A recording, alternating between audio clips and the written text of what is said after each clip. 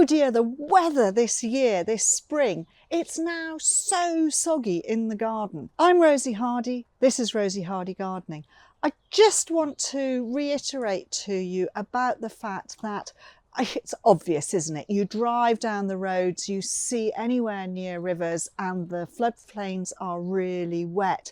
Even if you're on the top of the hill, gardens are saturated and just soggy. So really, we all want to get out there and do things because we can see that the hedgerows are starting to put on green. There are beautiful flowering cherries and blackthorn all in the hedgerows. The primroses are coming out and everything is saying, yes, it's spring. And we're all thinking, gosh, we need to get out there into our gardens. But please go with caution. If you've still got a little bit of work to do, cutting back, spring cleaning on established borders, use boards. Don't just go ploughing in there in your boots, in your wellies, going, this will be fine. You will sink down into those borders. You will create pockets and puddles, and you don't want that. So just use a board. It's so much easier because you put a board across, it spreads all of the weight, and therefore whether you are a bigger person or a smaller person, your weight is spread across these boards and you're not going to damage the infrastructure of your soil. The soil is so fragile at this time of the year when it is so sodden and wet, and for your plants to actually grow properly and do what they're supposed to do, it is better to just allow them to stay and just be a little bit later with your spring cleaning. If you've got brand new borders and you've had new soil put in and you look down to the edge where all that, if it's up to turf or if it's up to paving, you will see water collecting.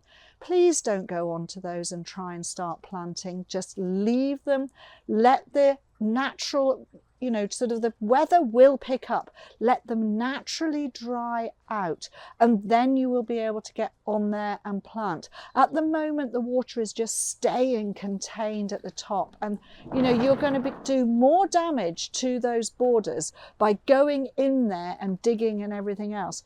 You can see it in farmers' fields. You look out and the fields look as though they're growing crop, and at the bottom, even something that's got a slope, the bottom will have puddles. The top will have that funny sort of glazed look. And if you look closely, that's just sitting water. So if it's happening there and it's on something that's a slope and the slope's wet, you know how soggy and saturated the ground is.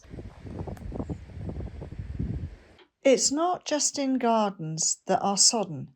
It's also the farmland that is sodden. Here I am on a farm just outside our nursery. Even on the top of the hill, the land is full of water. The entire ground out here is puddling with water. Even if you don't see puddles in your own garden, be aware the garden is so saturated you do not want to be doing work on it.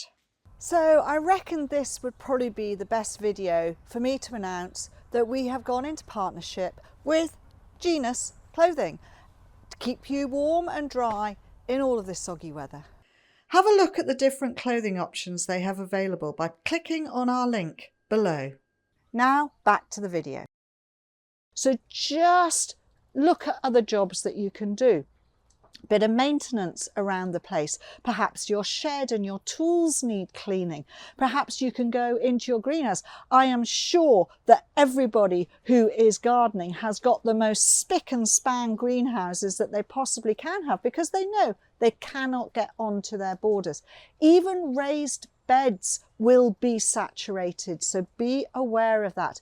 Just wait a little bit. It's still cold-ish in the soil and the rain is making the soil just as cold. You do not want to be going on to those soggy, saturated borders at this time of the year. So leave it where you can. Use a board if you really have to get in there and do it, and just go and do other jobs, other maintenance jobs. Fencing might need looking at, your shed might need looking at. As I say, spick and span greenhouses with seedlings starting to be sown, that will be great. So just err on the side of caution, Wait until the worst wet has gone and you can start to see things draining off a bit, and then it'll be all hands to the deck and getting it in and getting it planted, getting everything done. Thank you very much for watching, and please do subscribe to the channel.